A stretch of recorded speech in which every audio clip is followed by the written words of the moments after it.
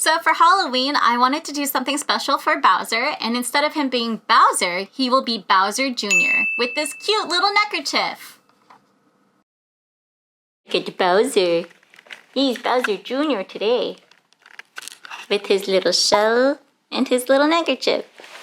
When we take this off, you could actually just have the little neckerchief as a fashion piece. So it actually turned out really nice. Even little kids could do it. Right, Bowsy?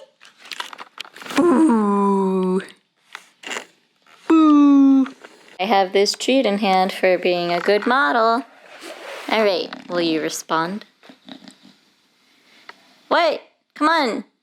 Don't be anorexic. You're a beautiful model. Come on. Put this in your mouth. Come on. Put it in your mouth. You love these. How dare you insult my honor?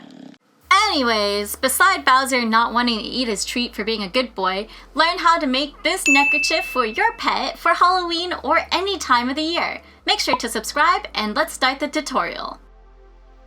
Fortunately, Bowser looks great in our rock bandanas that we get at shows, so I'm going to be using this as a template. We're not going to use the full square shape that we just want the elongated triangle. So what we're going to do is fold over that square into the triangle and then cut it out on this nice stretch t-shirt fabric white material. This material is knitted and does not fray. I don't remember where I got it, but it is perfect for something like this. If not, you can always use a t-shirt.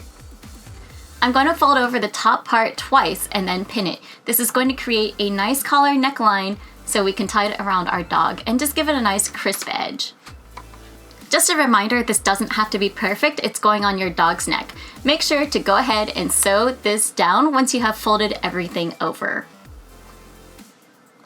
Now, using a marking utensil, I'm going to draw out this really weird jelly bean shape on the actual material. It's really hard to see and I was pushing down really hard. Make sure you have a big outline for the lips as well. Then you want to start drawing in the teeth. The teeth are really funny and they have different shapes, and make sure that there's 4 on top and 4 on the bottom interlocking. To color this in, I'm going to be using these tulip fabric markers. Like, it's really nice. Oh, by the way, look at this cute little sticker I have. Make sure to choose the right colors for this project, aka I'm using a dark red, a pink because I don't have a magenta for the inside of the mouth, and then of course I'll be using black. So with fabric markers, you want to shake them up really good to get the paint going. Now I've worked with these before, so I highly recommend you test this out on a scrap piece of fabric before doing this on your actual piece. Now go ahead and start with the teeth. The teeth are actually a lot of fun and a little bit jaggy, and they have a little bit of blending on it. I'm going to go individually on each one of them, shaking in between so I get the most color out of the pen. I'm essentially doing the entire outline that I just did with the pencil marking.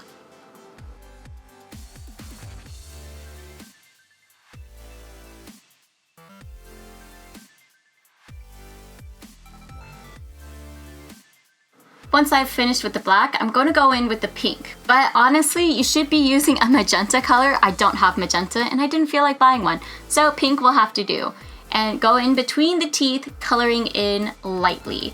You don't have to go too hard, but as long as you get the overall color in, it's fine. If your drawing is very streaky, that's perfectly fine too, because Bowser Jr. is a little messy. To finish it off, I went back on the teeth and added little bits of pink, and then I went in and added a little bit more black shading.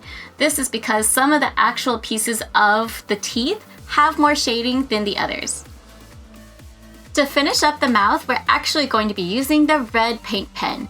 Go ahead and begin coloring just like you would a normal coloring book, and feel free to get outside of the lines every once in a while. If you actually look at the little neckerchief that Bowser Jr. has, he has lots of imperfections. Imperfection is key when making this piece. Now time to seal your art piece. Lay a piece of cloth on top of it and use your iron. Follow your paint pen's instruction guides. Yours could be different from mine. Once you're done with that, you're ready to have your dog become Bowser Jr. Bowser, are you ready for Halloween?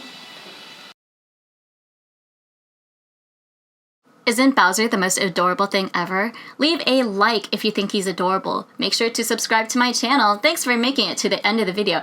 Stay inspired, be creative, and I will see you in a future video. Bye!